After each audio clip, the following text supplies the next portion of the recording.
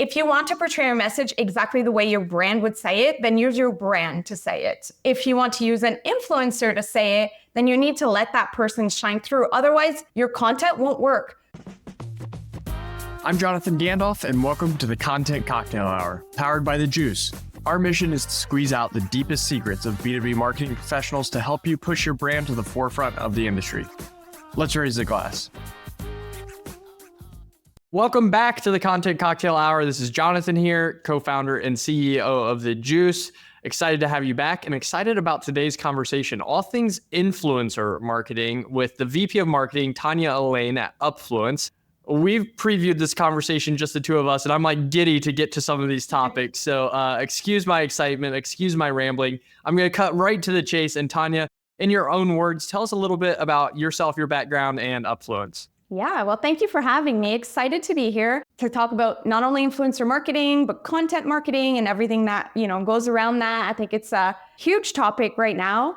And I think we're going to see more and more trends around that. But before we get into it, I'm Tanya, as you mentioned. I'm the Vice President of Marketing at Upfluence, which is a B2B SaaS influencer marketing platform that helps brands, especially e-commerce brands and agencies, connect with influencers that are relevant to their audience, which is super key here is, tying it back to their audience as a brand and not just targeting any influencer or anyone that has an influence or a reach out there. So it's obviously tying it back to people who will be interested in your product and buying your product. So really focusing on using influencer marketing as an affiliate channel and not just to create buzz, but really to create content that is relevant for a brand to then sell their product, which ultimately I think is what every brand wants to do out there. So yeah, it's a little bit about me. I've been in marketing for over 16 years now. I don't like saying max, it kind of tells your age. But yeah, I've been in the industry for a while, seen a lot of trends come and go, seen a lot of things come and go, but exciting to talk about content marketing and influencer marketing and all of that.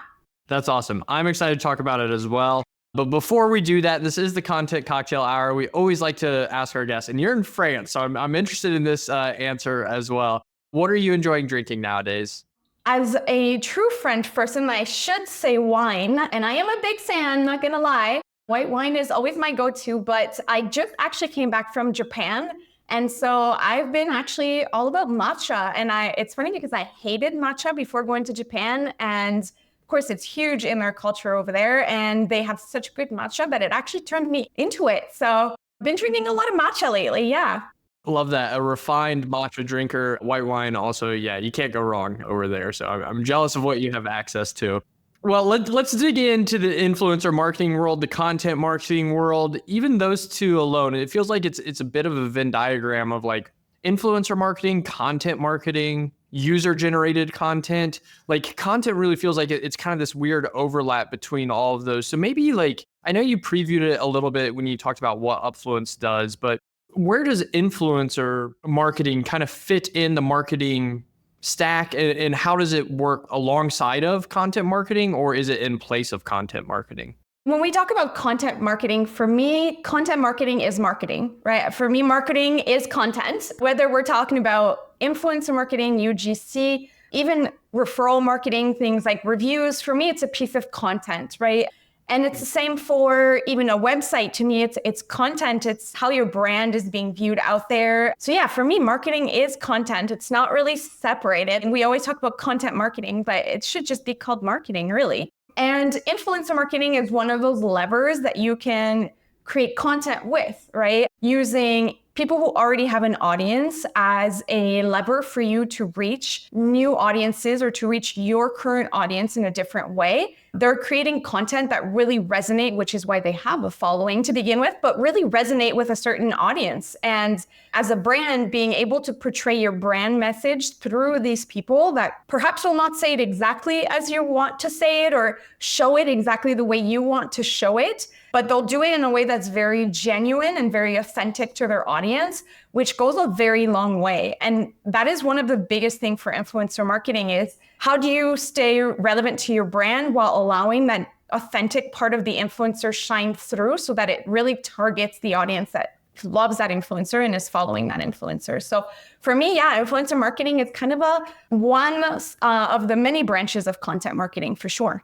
I love that. Content marketing is music to my ears. I agree. I always say content's the oxygen for the marketing engine. Like it kind of has to go into everything for everything to run together. And I think you're right. Influencer marketing is a piece of that. I'm curious, you mentioned using their own brand voice versus, the brand has their own brand voice, but it won't be authentic if the influencer doesn't use their own brand voice. Part of what's allowed them to grow an audience is their genuine authenticity, their own voice. How do you recommend brands kind of let loose of their own like brand standards when they're working with an influencer? Like where do you draw the line on like, okay, we're going to let them be authentic, but we also need it to be somewhat like it's clearly us. How do brands balance that? Yeah, so not gonna lie, it's a challenge for a lot of brands. And it's something that we are really militant about whenever someone does an influencer marketing campaign. So Upfluence at the core is a tool, a B2B SaaS that brands can use. But we also have an agency side to the company, and they do a lot of campaigns for brands that want to leverage influencer marketing, but perhaps don't have the resources or the time. And oftentimes they do butt heads on that question. The brand wants a very strict sort of script and really for the influencer to follow that. And we are very, like I said, militant on telling them like, no, you need to let go of the reins a little bit. If you want to portray a message exactly the way your brand would say it, then use your brand to say it. If you want to use an influencer to say it, then you need to let that person shine through. Otherwise, your content won't work. And we'll talk a little bit to that a little bit later, but data is the core of everything that we do at Upfluence, but it's the core of everything that marketers do, right? We look at data, we try to understand the results, the key metrics, everything else. And, we always tell them, this metrics that we shared with you from these influencers is from content that feels authentic to their audience. If you're not willing to let go of the reins and just let that person really portray your message the way that they would, the results are not going to be there. The engagement is not going to be there. The reach is not going to be there because the algorithms are made that whichever platform, whether you use Instagram, YouTube, TikTok, the more people view it and engage with it, the further the algorithm will bring that post. And so if you want to reach the maximum people, if you want to reach the maximum engagement and the maximum clicks on content to then sell your product, it has to feel authentic. If it feels scripted, it's not going to work. So I always bring it back to data and to metrics and saying, do you want the best results or not? And sometimes I tell them, listen, let's test it. Let's script one message, post it out there. Let's do another post with that same influencer, same audience, but let's the influencer really shine through and the data will speak for itself because that audience, they follow that influencer because they trust that influencer. If the message feels like it's scripted or it feels too ad-like, they're not going to engage with it and they're not going to like it. And honestly, a lot of influencers nowadays will not allow that because it hurts their credibility and it hurts their following. And so we've had influencers say, listen, if you can't give up the reins, I'm sorry, it's not going to work. We're not going to collaborate together.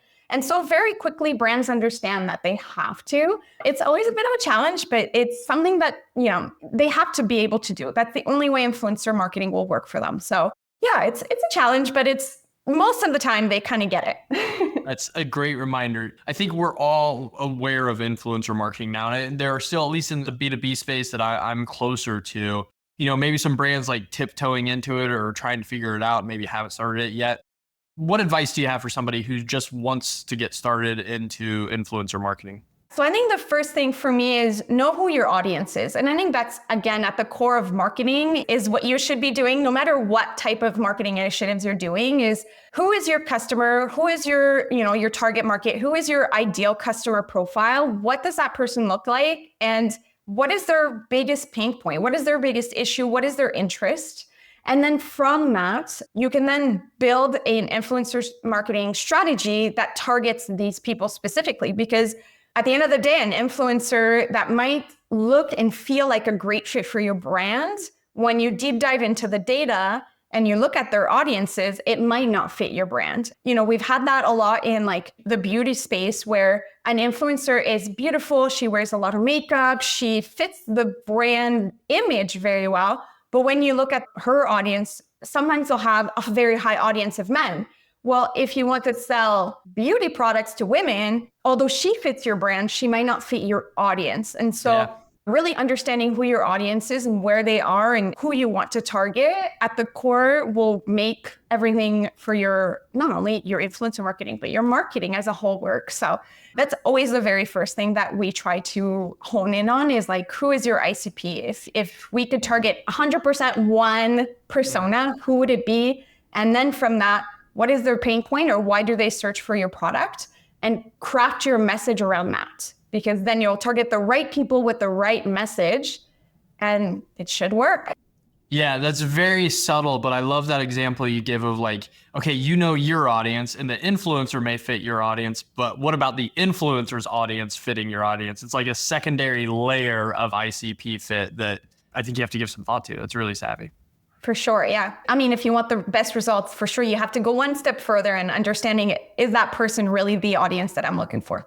Of course. That's great. Well, I want to switch the perspective a little bit from influencer marketing broadly to how you lead marketing at Upfluence. You mentioned Content's Corner, what you're doing. I assume you all are also doing some influencer marketing to influence influencers, which is very meta, but what else is going on in the Upfluence marketing world? How do you think about content? You mentioned kind of in everything at Upfluence, but what does marketing leadership look like for you at Upfluence? Yeah, so for us, we're very much centered around understanding who our best customers are and then really targeting them where they are. And I mentioned that in influencer marketing, but it's true also for, B2B companies. I think it's even harder for B2B companies to target their audience because it's a lot more niche, a lot more targeted oftentimes. A B2C company, for example, if I go back to the beauty sphere, I'm always going back to that because it's something that I've known for years. I worked at many brands like L'Oreal and Bioderma. So it's, something that I've worked in for years. But when we look at content around that, it's easier to reach a wide variety of women or men if you work on beauty products for men, as opposed to, for example, where I'm at now, we're looking for a very small portion of an audience where it's like, we're looking for people like me, marketers in executive positions with a, SaaS buying power. So the audience becomes much, much smaller. And also the customer's life or the customer journey becomes a lot longer in B2B SaaS. And so we have to be mindful that, we're selling products that are a little bit more pricey than a lipstick or, well, some lipsticks. But even then, these can be purchases that are done quite quickly. When you go, you see it, you like it, you buy it, as opposed to a SaaS where you're doing a lot more research, trying to understand a lot more. And so the type of content you'll create needs to cater to that. And it needs to cater to each step of that journey. When someone is searching for a B2B SaaS, they're looking for something more around information, education, as opposed to when they're in the consideration phase where they want proof. They want reviews, they want case studies, they want to understand how it's worked for like-minded experts or companies. And when they're in the revenue or the conversion phase, then they're looking for other things. They're looking for more one-pagers and things that are very specific to their niche and their needs. And so making sure that you have content sort of every step of that journey is super, super important, especially I would say in B2B and SaaS companies. I love the niche. I think sometimes like we who are just in B2B, we think like, oh, we've got a big target market, but it gets pretty focused pretty fast, I think, unless you do the work ahead of time. Your ICP will expand as large as you let it expand versus focusing on the right audience. And I've seen that happen a few times before. And that's something often when I talk to people, and they ask me, well, who is your ICP? It's everyone, right? It's all brands. And I'm like, in a certain world, yes, but we do have a very targeted ICP, which is like the ones that see the most value out of our tool, right? Because of course, every brand can use it. Everyone can do influencer marketing. But at the end of the day, will everyone see value and the ROI they want out of the tool? Maybe not. And so recentering around who benefits the most from our tool and really focusing on that niche. Because at the end of the day, I think we all know we don't have unlimited resources, but whether it's people, budgets, constraints, time, we don't have unlimited resources. So really honing down on like, who is your main person?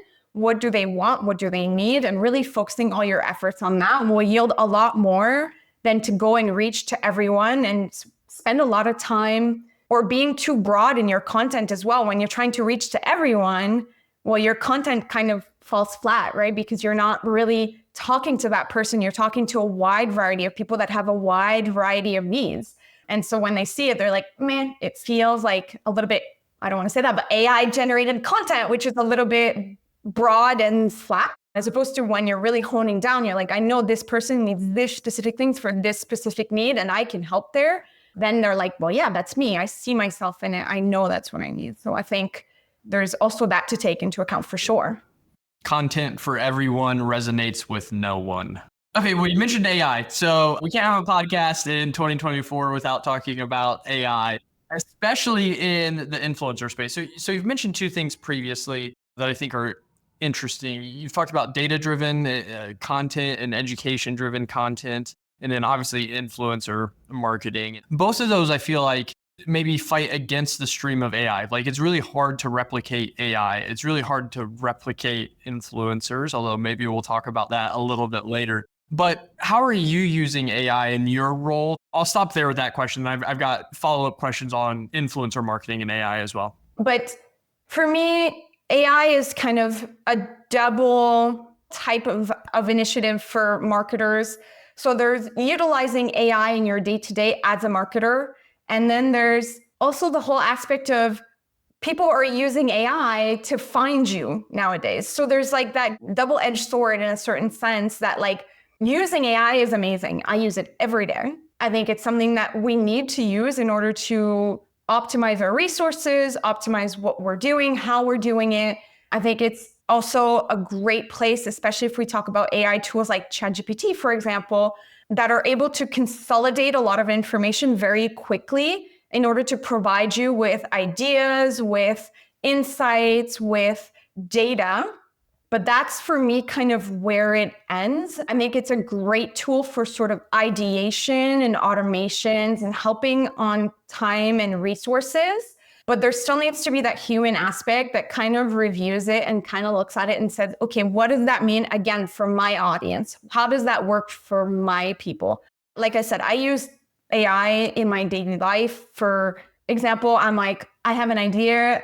Has this been done in the past? Or how can I flesh it out to make it into a real thing? Because, you know, sometimes ideas are just ideas and they're only great if they're able to be fleshed out and put out there. And so ideation for me is a huge thing where I like use ChatGPT as if it's like almost like my CEO pushing back on things. And I'll ask it, you know, I have this idea. Would it work? Why wouldn't it? Why would it? What kind of budget are you asking? What are some of the pushbacks potentially my CEO would say? And it's kind of like a great place to bounce idea off of and get insights that maybe I didn't think of, because it pulls from people who have probably either done it or done something similar. And it kind of pushes these ideas back to me. But at the end of the day, I'm the one that knows my audience. I'm the one that knows what is potentially something that would work or not work. You know, AI is great for idea throwing, but I would say once you were kind of ready to flesh it out and put it out there, that's where, you know, humans come in and we kind of do that. So for sure, I use it. I think also nowadays, all tools kind of have their own AI to like optimize things like, for example, email, like send times and subject lines and things like that. And it's great ways to get, again, tons of ideas and tons of insights using ChatGPT to aggregate data and just feeding it a bunch of data points and being like, what are some of the trends you're seeing in this? And it's really about optimizing your time, I find, you know, being like, write 10 different copies for this for me. And then you pick the best one that you think will resonate, or you A/B test a couple of them. That's kind of how I use AI personally. But then there's also that full other side of like, people are also using AI to find me, right? We see it. People are using ChatGPT or Google AI as well to say, what are the top influencer marketing platforms out there? And so how do we stay relevant and keep on top of that list, right? Because we don't want to be the 50th tool down in that list. We want to be at least in the top 3. I mean, number 1 would be best, but at least in the top 3, even top 5. So I think as AI is taking space in terms of like how people search for things, we need to stay relevant and be there. And I think content, whether it's influencer marketing, whether it's affiliate or collaborative marketing content, whether it's UGC, user-generated content, I think ChatGPT or any other search AI tools nowadays, they're using content and data that they're finding online to make these decisions, right? And so making sure that your brand is visible through content and through UGC and through all these different things, because it's also using people's referrals of your brands as a way to rank you. So using that to our advantage, I think, is huge. PR is another type of content, which is more content distribution, whether it's PR or tools like the Juice, for example, that aggregate and distribute content. For sure, ChatGPT is looking at that. And I'm saying ChatGPT, but any AI search engine is looking at these sites and these different platforms in order to aggregate its lists. And so we need to be there for sure. There are two awesome insights there that I want to highlight. One, we kept using the word optimize and optimization for ChatGPT or AI more broadly. And I think that's so true. I think in the early days of ChatGPT, when generative AI became widely available, there was a lot of fear that it was going to create for us, right? And thus take jobs. I think we've realized very quickly it's not quite capable of that yet, but it is capable as an operational efficiency to optimize everything. And I love the real life example you gave of objection handling. Like, why will the CEO not like this idea? Or like, I think that is so smart. Like, even if the reasons aren't valid or what the CEO does eventually, push back on, or whoever you're talking to push back on, it at least gets you on your toes and gets you anticipating the holes that people might poke in that. I'm going to steal that myself. I think that's really savvy. Perfect. It is such a good insight on you're thinking about how your audience is using AI. I think we all get obsessed with how we are using AI, that oftentimes as marketers, we forget how our audience is using AI. We've had this experience at the Juice when, again, generative AI first became broadly available. It's like, what is our audience doing with AI? Like, how does it change content consumption behavior, right? Obviously, attention spans keep getting shorter. So we use generative AI. The first thing we did is said, let's take every blog post, let's take every written piece of content on our platform, and let's give them the ability to summarize it into 60 seconds if they'd like, right? And so that's like, all right, yeah. So like marketers, again, we get really obsessed, and rightfully so, every individual, every human. I think it's human psychology. You think like, what are we doing? But for marketers specifically, whose goal is to build an audience, grow an audience, convert an audience, we need to stop and make sure we're thinking about how our audience is using AI.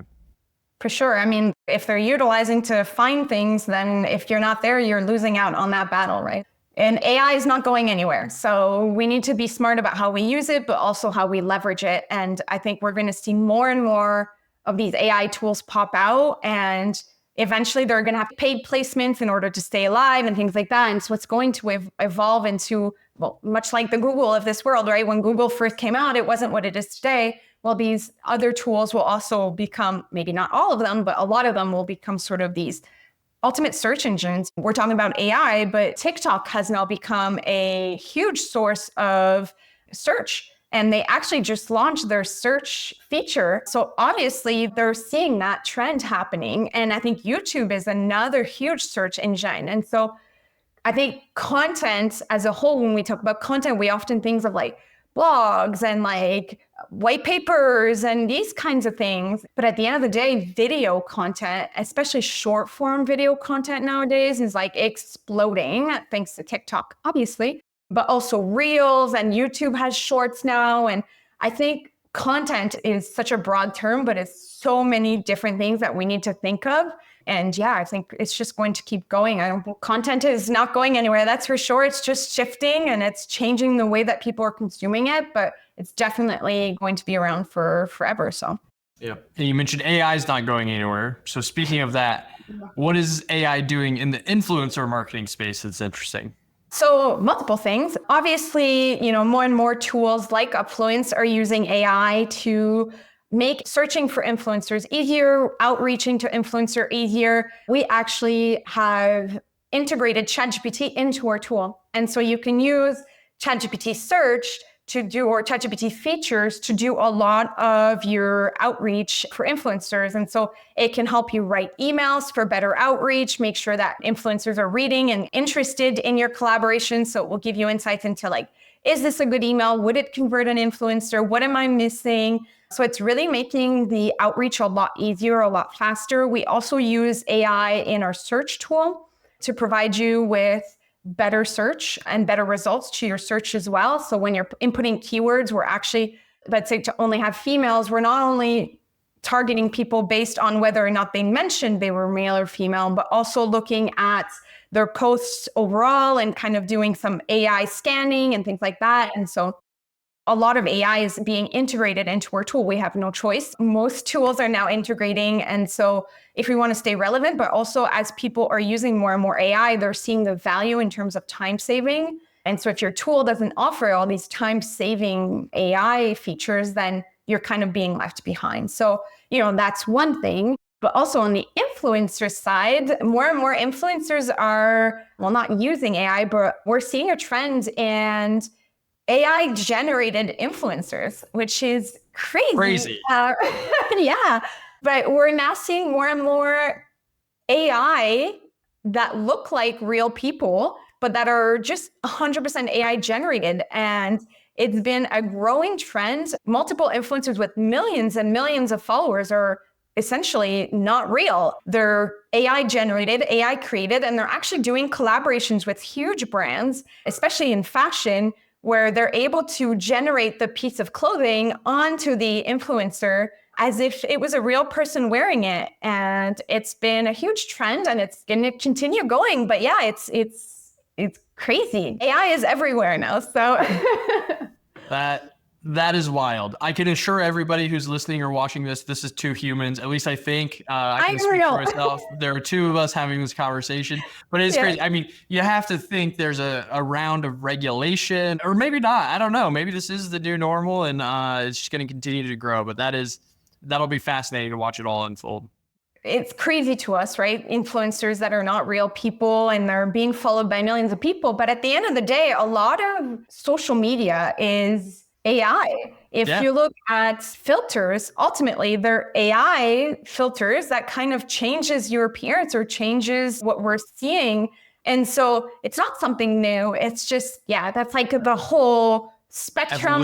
When you look at AI, there's like little things and then there's like big things. But I think just social media marketing as a whole is shifting towards, more and more AI and more of these AI generated things. And so whether it's filters or people, and I think with that, of course, will come more regulations, and we're seeing it everywhere, especially in Europe. I think Europe is one of the places where GDPR and everything else, they're becoming more and more strict in terms of at least disclosing to viewers, to audiences, to people, what they're seeing. Is it real? Is it AI? Is it enhanced? At the end of the day, even things like Photoshop and filters now have to be mentioned, because as it gets crazier and crazier, now they have apps that can generate haircuts for you, so you can view your hair in like 18 different colors and a million different cuts to see before you go to the hairdressers what you would look like. And that's one small part of it. But as people are able to change very easily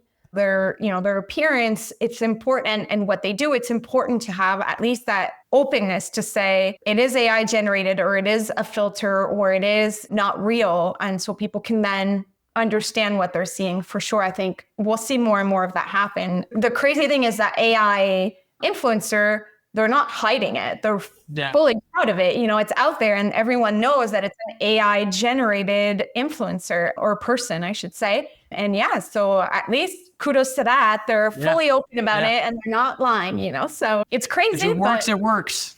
Hey, we've seen crazier things happen. Yeah. Well, I could geek out on this topic all day, and maybe we'll have to have a follow-up episode sometime soon. But our last question we always like to end these conversations with: what is one unpopular opinion that you have as it pertains to marketing? That marketing is 100% revenue. I think for sure. I'm pumping my fist for those that are just listening. For sure, we have to have data-driven decision and data-driven, content and things like that. But marketing is not all about dollars. That's a sales thing. And I think we shifted, especially in the last 5 years, towards a revenue-based marketing. And I think we need to kind of go back to a balance where marketing is there to drive consideration, to drive awareness, to drive recognition.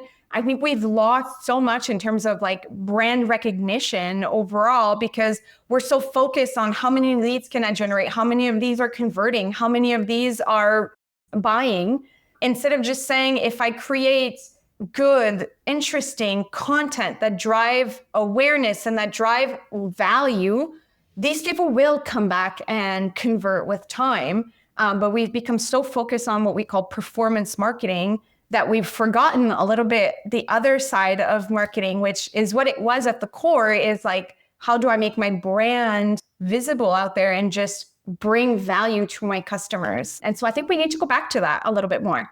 Especially right now when so many brands are focused on performance marketing. If you invest in brand, you will stand out. You can go on offense while others are playing defense.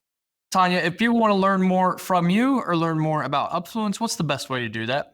So if you want to connect with me, obviously LinkedIn, I think it's everyone's sort of professional platform of choice. So Tanya Alain, Alain, obviously a French last name. And then if you want to know more about Upfluence, also LinkedIn, we have obviously a brand account, or you can go on upfluence.com and you'll have all the information there. Well, thank you so much for the conversation today. I learned a little bit, laughed a little bit, and was entertained by some of those AI influencers there. Thank you so much for joining us, for all of our listeners, to all of our watchers. Until next time, cheers. Thanks a lot. Have a good day. Thank you for joining the Content Cocktail Hour powered by The Juice. If you want to see more episodes or more resources curated for your role, join us on app.thejuicehq.com.